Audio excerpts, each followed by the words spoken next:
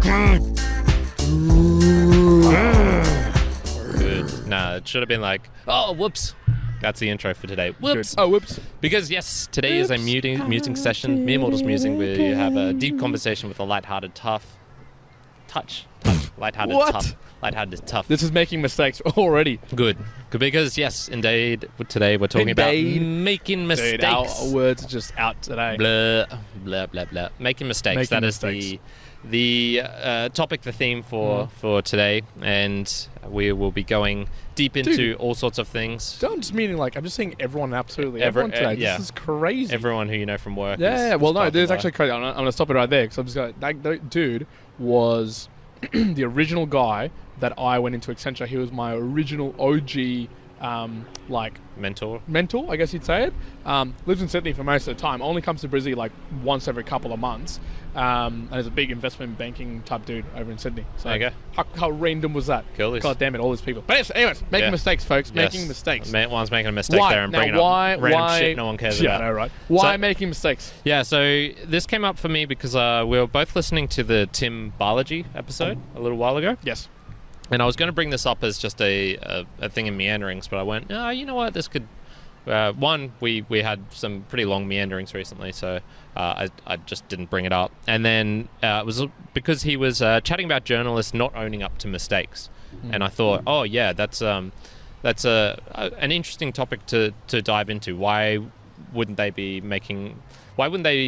admitting to mistakes? Because we all make mistakes, there's no doubt about that. Why wouldn't they be admitting to it? What is the reasons behind that?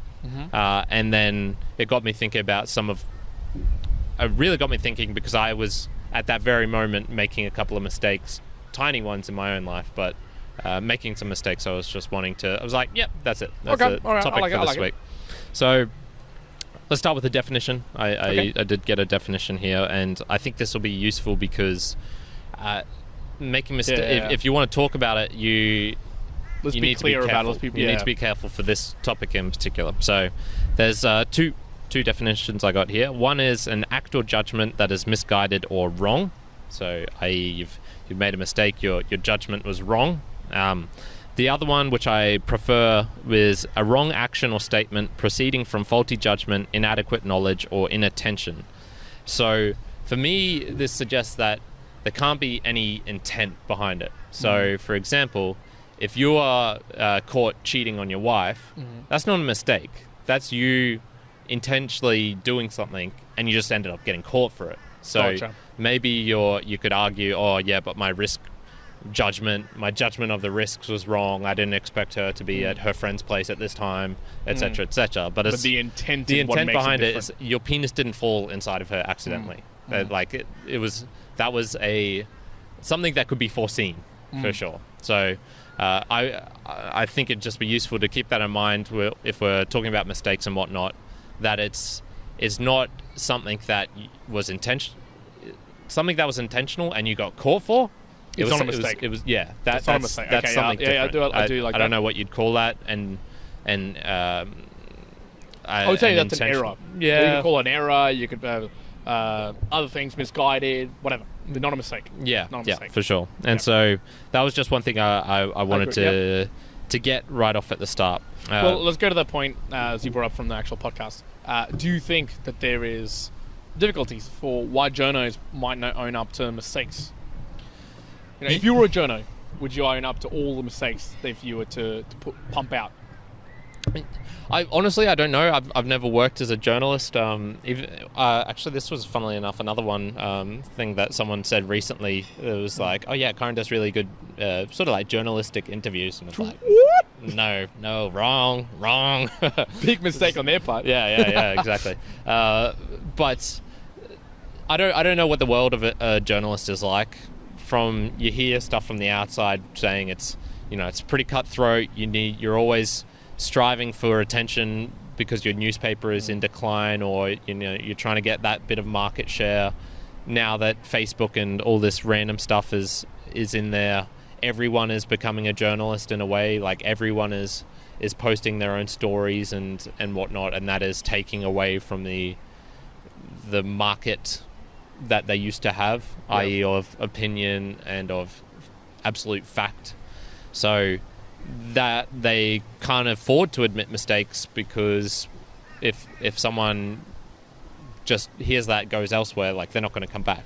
Is that what it's like? I don't know. Yeah, but I don't consume media either, so I don't... Enough to know you have to know it. Yeah. I just think broadly, though, like, expand it, whether, sure, journos, but go broader in a lot of other work practices. I would say it's the more dominant thing that owning up to mistakes is just not as expected for it to be expected. So I guess another way of saying it is, I don't think there'd be many places where you would work or be in a normal sort of society currently where you would be expecting everyone to own up to mistakes, like, pretty where it's openly. part of the culture, I guess, because that's what they say about companies. It's the culture. The culture influences what the people do within it and whatnot. So you would want it's funny because you'd want a culture that you would think, maybe not. Let's do a hypothetical here. Would you want a culture that incentivizes owning up to mistakes? Because that could very easily flip around onto people making mistakes intentionally. Yeah. Which actually isn't. It's not mistakes. No, but it could open you up. So here's the thing.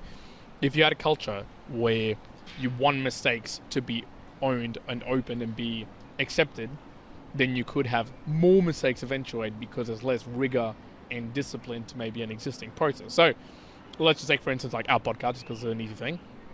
If we make the oops mistake to continue to forget a camera, let's just say, from bringing it from home, and you left it, then I left it the next week, and then the week after that, okay, and we openly accept them to each other. We're like, damn, whoops, my mistake. I full responsibility. A foolish mistake, and I forgot this because of this. There's going to get a point in time when actually that's not good enough. Like, okay, we're now wasting time, etc., etc., etc. So just because it's open, you shouldn't allow those mistakes to happen, or you should at least enforce it. It's not that mistakes should always happen, but you should be okay to share them and I guess learn from them as well would be the biggest thing. So, and I guess let's go to a more personal level. Do you accept a lot of mistakes from yourself? I guess, yeah. It's hard to tell how much of the things that I do I just push under the rug and be like, oh, that's fine, or like, oh, that was a one-off thing. Oh, I hurt that person, but that didn't really matter. That was like, I didn't mean to. It was etc. I think I try to. I really try. I don't know how well a job I do at it, but introspection is definitely something I prioritize. So see, I just get this feeling that I'm thinking it through my mind. I'm like, oh, do I call myself out on mistakes often? And I think the answer would be like, no, probably not enough. I try to do it in my retrospective takes at the end of the day, where I try to look back on my day and go, oh yeah, that was a mistake, or that was an error, or that that was intensely bad. I think internally, yes, but maybe I don't advertise it a lot. think the other thing, I think it's also hard because in a vacuum of just yourself, I think the mistakes get hidden away. Like, you almost don't conceptualize them as much as when you're around other people, then the mistake becomes more apparent. Something to that effect, I guess I would say. So for me, I think at the end of the day, whenever I reflect back on the day and go, oh, there was this mistake that I did, and some of them are good. Some of them I go, okay, I was like, maybe I was trying to do something and it was in a positive way, but I made a mistake in doing X, Y, Z and it didn't really work. Okay, but at least I was trying, and so there's goodness to it. There's some learning from the mistake. Awesome. But undoubtedly, a lot of the mistakes that exist end up being, I'm hanging out with people, or I'm seeing people, or I'm interacting with people. Less do I bring up it's a mistake just purely in the vacuum of myself. Like, oh, it was just me going to the gym and maybe I made a mistake about, ripping my finger up doing some lifting. That would be probably one of the only ones that I could really call myself out. That would be maybe a mistake. I didn't intend to, but I could have done some things around it to improve it or be better. But I couldn't call many others out in my week that it's like as a vacuum for me. But I could tell you so many mistakes that are with other people or around other people. But maybe that's because I'm always trying to be around people. That could also be that. Just getting back to the journalist quickly, I think maybe one of the reasons they especially don't like to is because theirs sort of lives forever in a way, because it's in text. So if they post an article, it's got some sloppy research, they misquote someone, then they have to do what do they call it when they come back to it? Redactment or something like that? Or edit? Yeah. If they do one of those, then it's like in there forever. It's you can't really hide that away. I mean, I guess you could. Maybe do you feel that way though? Because from us doing podcasts, we've made mistakes in the podcast, and we've said like the wrong information, had to call each other out like the week after or the week after. Those still exist. Like I'm just wondering if they get lost a lot more easily because there's 6 hours of content in between them. Yeah, and whereas a redactment, it sort of needs to be a standalone thing. It's not like but I don't know. But here I did go into some thoughts on why people might not like to own up to mistakes, and I'll just list these off and then maybe we can chat about them. So why don't people, and I said that includes us, like admitting mistakes or errors? So some of the things I came up with were social ramifications, i.e. people won't trust our judgment. So that might even be a little bit of evolutionary speaking thinking there. If someone doesn't trust your judgment, doesn't listen to you, could have social implications. Be pushed away from the tribe. Yep, that sort of thing. The ego. So I only feel good when others admire or defer to me, and there'll be less of that. Existential. So maybe even admitting we don't have control. So if you continually making mistakes, you might be admitting like, oh shit, like I don't have as much control over my life as I thought I did. Another one, power. So blame and responsibility for bad outcomes could be shoved onto others. So this is thinking more of like a work context or even amongst friends. If you got like a friend group where there's sort of power grabs within the friend group. And then emotional. So confidence feels good, and admitting mistakes doesn't increase your confidence. It'll, if anything, lessen it. Take it away. So there's a couple there. Do you think any of them stand out as dominant or if you have any others as to why people don't like admitting to their mistakes? I think it does cover probably the most, although if something comes up, I'll think it through and say it. But I reckon the one about being less trusted about your judgment or your voice or your opinion, I think might be the most overwhelming one there broadly. Because if I was to think back of times when maybe I've made a mistake, let's say work context, and I've either tried to go, okay, no, this happened, but I'm not going to either own up to it by, say, putting a focus onto it or even like addressing it and just kind of moving on and going beyond. I think a lot of the conversation, or at least internal sort of dialogue in my mind, would have been, oh yeah, because if I show this, if I do this and I target it, then it'll look like, or it'll seem like, oh, I don't know what I'm doing here or what I'm doing with this thing. So which is true. Which is true, 100%. So it's like, would I say it's like hiding mistake? No, I think it's just like avoiding the mistake altogether and just keeping on going so that the next thing that goes along that's not a mistake, cool, that's like the last thing, and so it just goes and goes and goes and goes. So I'd say for me, if there was a reason as to why I wouldn't own up to mistakes or want to directly address them, it would be that. It would be more that avoidance and fear that it's going to be looked in a disappointing way to the act at hand or whatever it may be. Yeah, so I would say that would be for me. What about you? Yeah, so just talking about the types of mistakes I mostly make. I think for me they're not usually related to sloppiness on my part. I think it's usually more related to ignorance or maybe even just having like some circuitry in my brain that isn't there for most people. Like that's totally possible.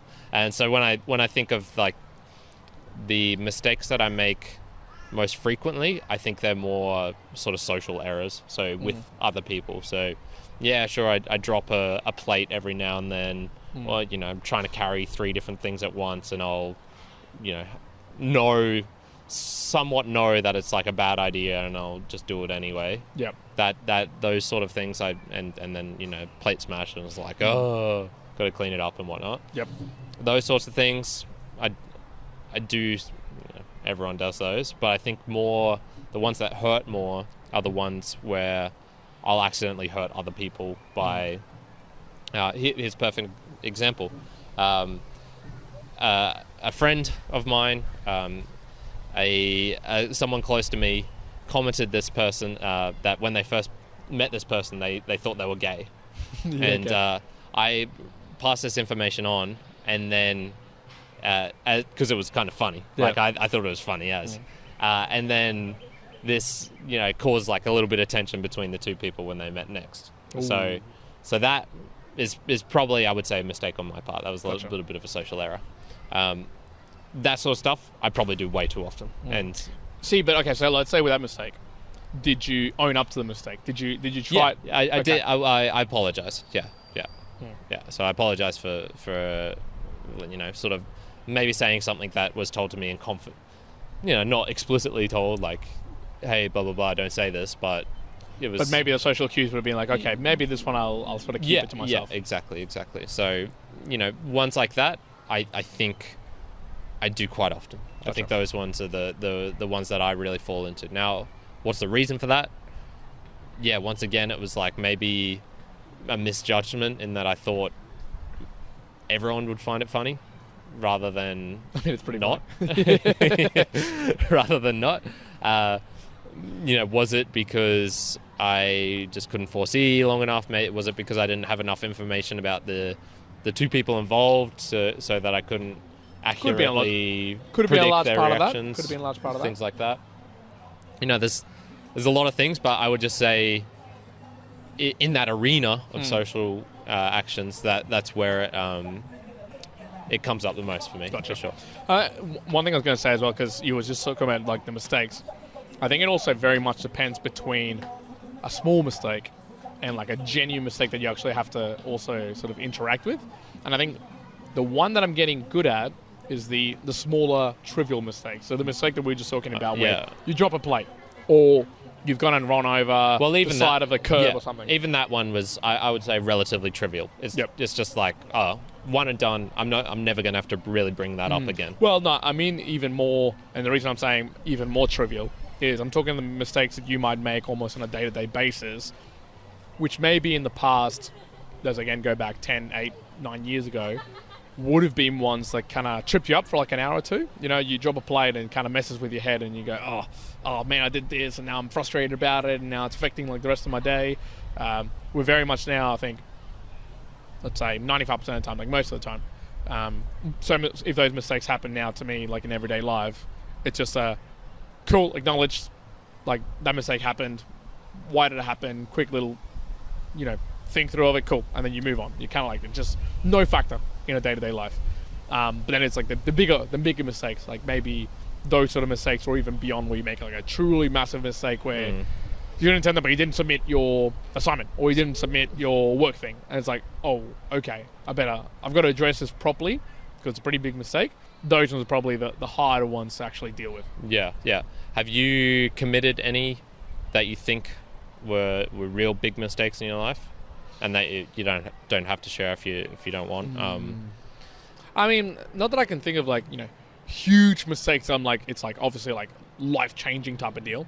But here's like not a non-trivial one that would like became annoying, and it was when I was working as a structural engineer. So this was many years ago now, 2014, and I was designing a building, and I can't remember exactly where, but it was 9 stories, and I remember making it was like the same mistake, like repeatedly too, where an architect was letting me know, like, no, we want it this way. I was designing and engineering a particular way. Someone in the engineering firm was being like, no, you got to do this. And I just kept making like the same mistake, being like, no, it's this, and I'd repeat it somewhere else, all the way to the point that we had to have like a big conversation with like one of the partners at the time to be like, look, I'm going to take you through like how this load distribution works, et cetera. Yeah. And I just like, it was like parts that I was young and like annoyed at it. I was like, what are you guys talking about? Like, no, this is like, I can't see, I obviously couldn't see through like my blind ignorance and ego of it. Yeah. So then it just caused me to like make the repeated mistake. And even to the point of like, once we got through that, then you got to the construction side of it where it was like going onto the construction side and making sure it was being built right and just doing like some other random mistakes. And the building is like tilted over. So like, dude, I swear I would have like wasted however that much that building cost. I would have made them at least called an extra 1% from just all my stupidity that I did, for sure. So I was like, there would have been so many mistakes like that. That was probably the most that I can recall being like, oh man, that was just like such terrible mistakes, which obviously at the time, for a young one, I couldn't see them. Like I wasn't reflecting on it at all. It was like I would be making that and then just be annoyed and then just continue to kind of doing it and then just be frustrated, as opposed to maybe handling that today a lot more different and being like, okay, owning up to it, trying to learn from it and, you know, move ahead as opposed to just butting heads with people. Yeah. Okay. Would you say there would be a mistake in a similar sense where it was like... I mean, I remember one at the mine site where it was late afternoon. I didn't go out to the actual site where the topsoil was, and so I should have, put in the extra effort to make time to go out there, to take photos and to properly know what I was talking about. So I was sort of just like, move this topsoil from here, put it over there, dump it over here. And they ended up, I think, like contaminating a bunch of topsoil because they were putting stuff in the wrong place. And essentially, it's one of those ones where it's kind of you don't know where the cost is, like, and it's hard to tell if it's hard to know how big of a mistake it was, because I think if things functioned properly, it should have been reported to this level, it should have been reported to this level, it should have then been reported to like the environmental agency or something like that. Yep. It didn't. I don't believe it got that far. So somewhere along the chain, someone's like, now you know everybody why Karen quit his job. They're still trying to find him to this day. Yeah. He used to go by a different name. We call him Karen, but he was like, John Doe. John Doe. Yeah, John Doe. Back in the mining industry. So that was definitely a mistake there, but I work with people who made way bigger mistakes. So. Yeah, I've been involved with people. I mean, I was at a federal agency. I want to say the exact one because in case they find him. But I remember at a particular federal agency that I was working as a consultant, and I didn't know him personally, but I was here in Brisbane, but this particular individual was in Sydney, and it might have been two people, but it was basically there was a failover of one of the power switches that they had, and it just completely brought down the entire system in 2016 for like literally all of Australia. And so for a time of like 5 days, nobody could do anything in across the whole federal system. And I just remember being like, dude, that would be some massive mistake that you'd just be like, dude, it's going to hit you. But at the similar time, and here's an interesting point. And I guess this crosses over into ownership, I guess. So like I used to look after a team. So this is when I was working at the ATO. And this particular guy made a mistake that he deployed a piece of a product, a bit of code, that made it unable for anybody in Australia to pay with their credit card the debt. Oh, so damn. Just imagine every single person in Australia can't pay with a credit card to pay the debt off. It was like, okay. It's a pretty big issue, right? So it's a mistake on his part.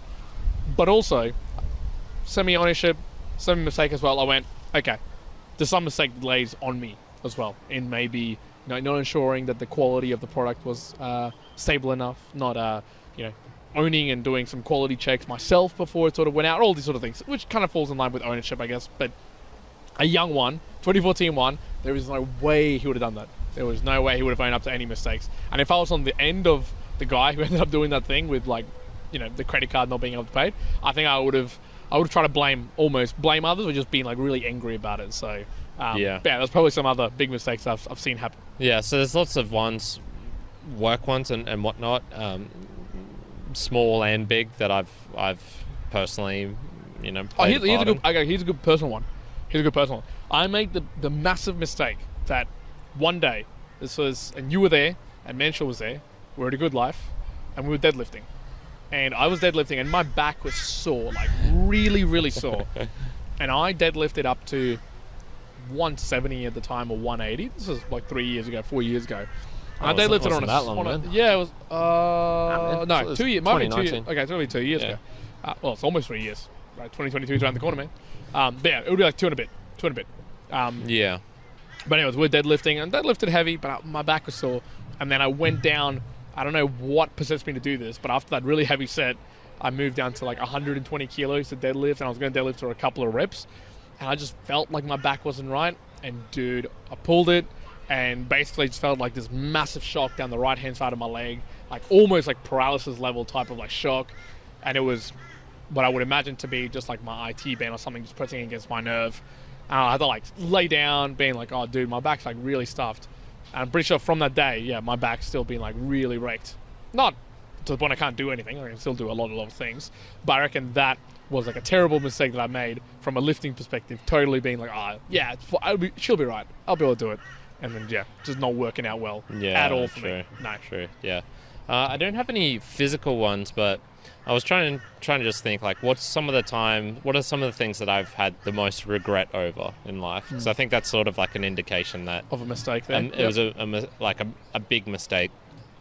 And the biggest ones that I've had have usually been, like, close relations with like a partner or even just a person I was intimate with, and not being communicative in the relationship, and then particularly about like sexual communication between us. Those are definitely the ones where I've caused hurt feelings, where definitely I've caused hurt feelings, not that I wanted to, but just through pure inattention, through whatever reasons, being too scared to talk honestly and truthfully, and being scared of conflict as well, because that's what happens when you have that's what happens if you bring it out into the open. You can push it away and sort of hide the conflict away, but that ends up making it worse. So those have been like the big ones for me. And that's happened a couple of times. Which is disappointing to say the least. Here's an interesting point just about mistakes. Should you seek them out? Should you seek out mistakes? Like, should you be personally, like, again, we just talked about it, maybe professionally, that you don't want to be doing them like all the time, right?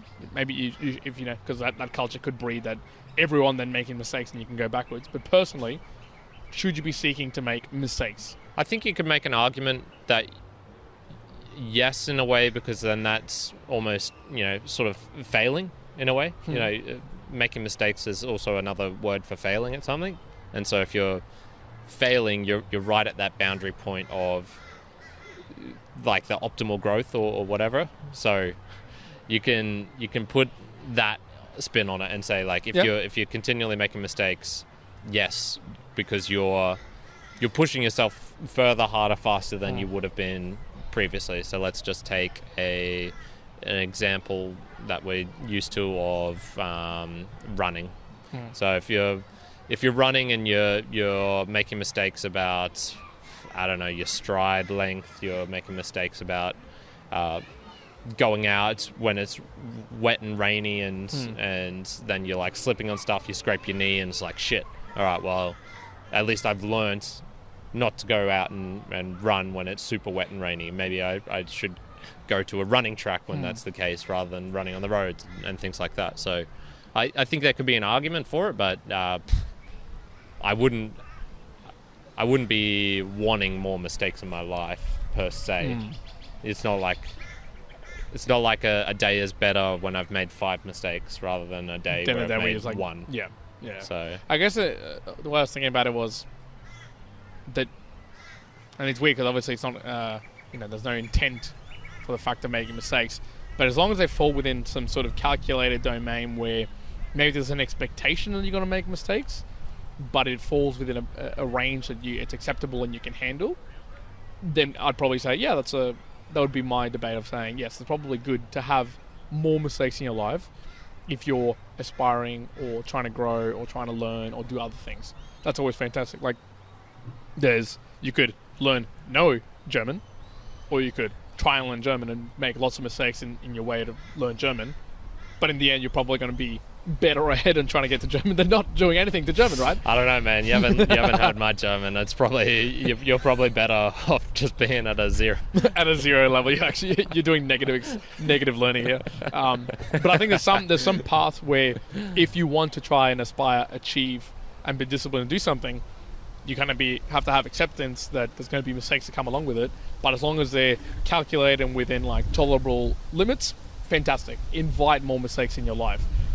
If it's in other aspects, and then the other debate would be if you're in work practices where I don't know, you're a surgeon, perhaps more mistakes in your life is not appropriate, right? So if it's like, hey, I killed 22 patients this coming week, in the past week, and then, I made more mistakes next week and I killed more, not good.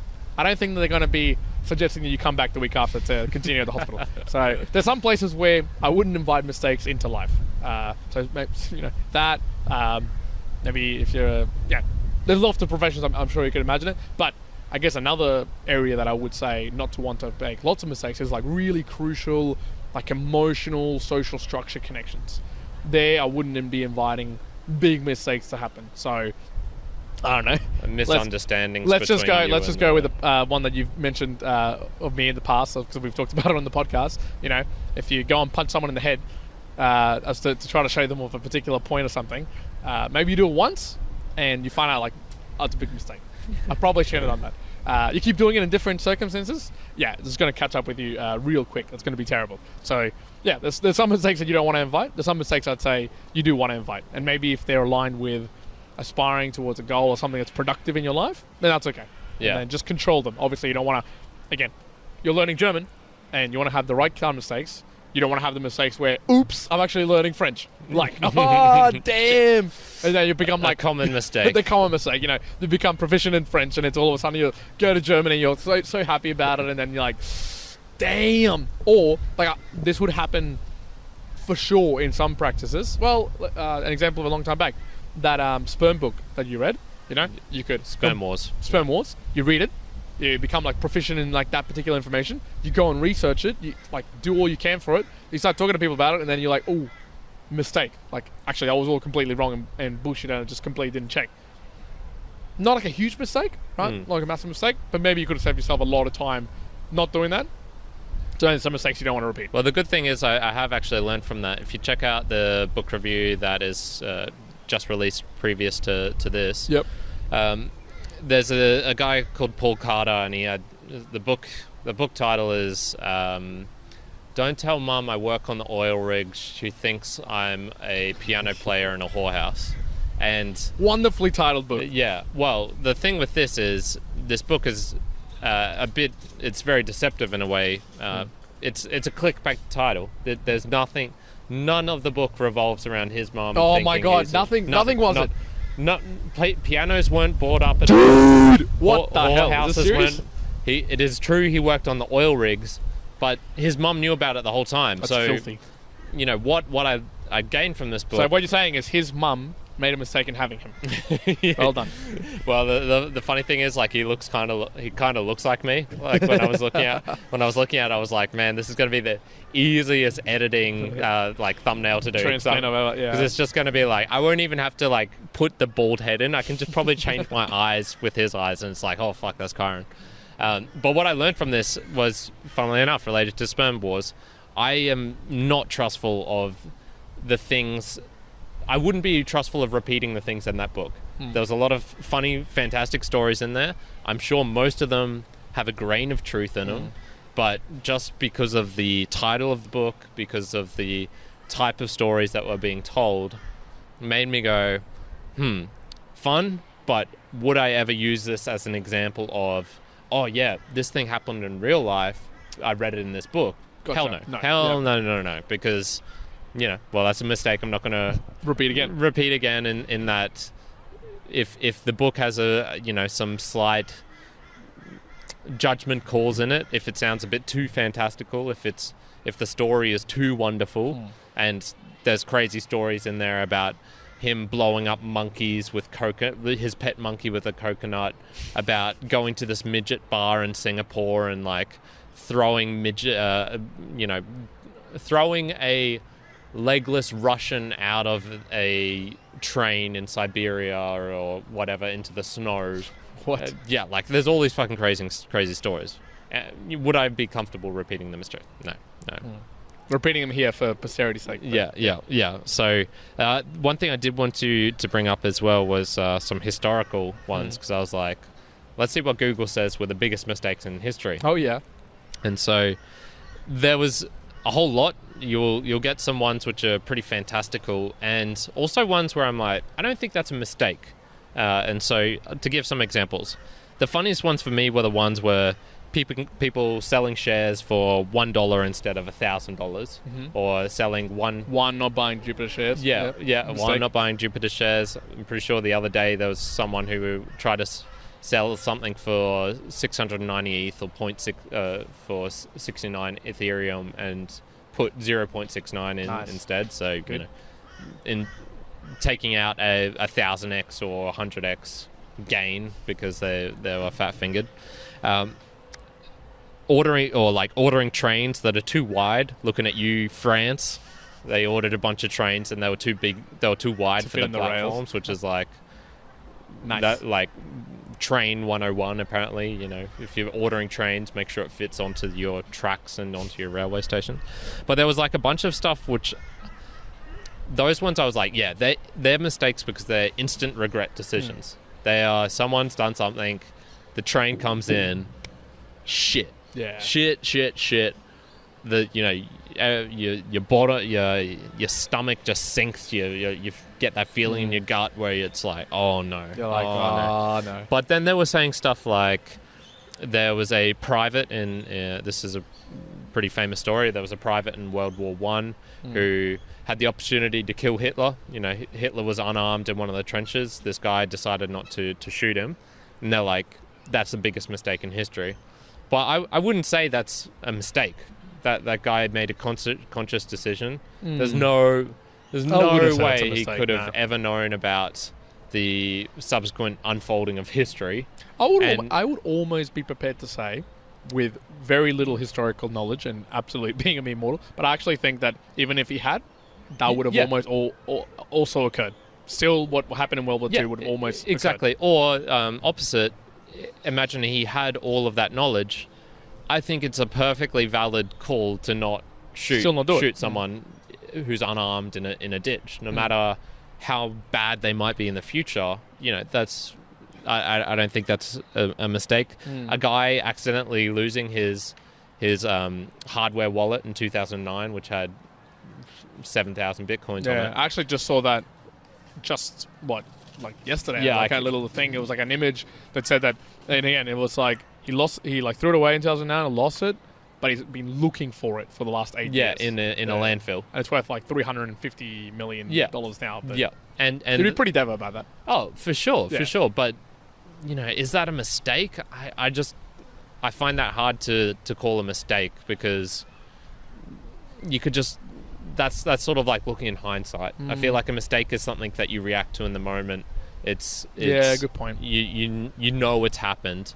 When he threw away that hardware wallet, might not have been worth anything. It wouldn't have. Would have been worth like it might have been a good thing, because $50. Because then he could have just been like, oh, I'll buy some more. I might even get some more than I had on the wallet. I'll get 8,000 Bitcoin instead of the 7,500 I lost. Whatever. So that sort of thing, I'm like, that seems to me indicating looking in hindsight. And going, and a bit of an unfair way to call a mistake. But it makes a fun story. I can see why they put it in the Google thing. But those ones That train was pretty funny though. I didn't know about the French one. Yeah. So those are some historical ones there, and I think just adds to that aspect of what is a mistake. It's something that is, it can't have intent in it already, and you just got caught for it. So that doesn't count as a mistake to me. And two, it probably needs to be like a decision that is regretted relatively soon after the occurrence, and that you can't look back a decade and be like, oh yeah, that was a mistake. Yeah, maybe, but I agree. After a certain period of time, it doesn't become a mistake. An iffy one, yeah. So that's it. I think for today, I think that's a good place to end it. That's a wrap. Thank you very much, folks. So everyone, have you made any mistakes in your life? I guess you probably all have, because you weren't tuning into the mere mortals right from the get-go. Luckily, you can rectify that mistake by just tuning in more now. All of them. Going back, watching every single episode from episode 1, including Valley for Valley and the Mere Mortal book reviews. I'll see you in 2026. Yeah. But yes, thank you everyone for joining in. This is a value for value podcast, and so you don't want to make the mistake of not being value for value enabled to experience the joy of getting the pure joy, the pure fun of being involved with the Mere Mortals. So you get to be part of our episodes if you send in a boostergram. It's I think it's that is really fun. That's an immediate one, but also it's just a nice feeling knowing you're providing value back to someone who is giving you value. So if you're getting any value from this, what would you rate your value at? Would it be $1 an hour? You've listened to 40-ish minutes, so that's 75 cents, even more. No, less, 66 cents. But what do you value that? If so, we would very much appreciate that value coming back in. There's also other ways to support us. You can share with a friend. You can tell someone about it. You can reach out to us directly about a skill set you may have. You can help us rectify some mistakes we've made in this podcast. Exactly. An error that we got wrong, something that we did, the audio quality, all of those sorts of things. Feedback is very, very helpful as well. So if you can do any of those, we would be very, very much appreciated. That's right. All right, Mere Mortalites, I hope you have enjoyed. One out. Good.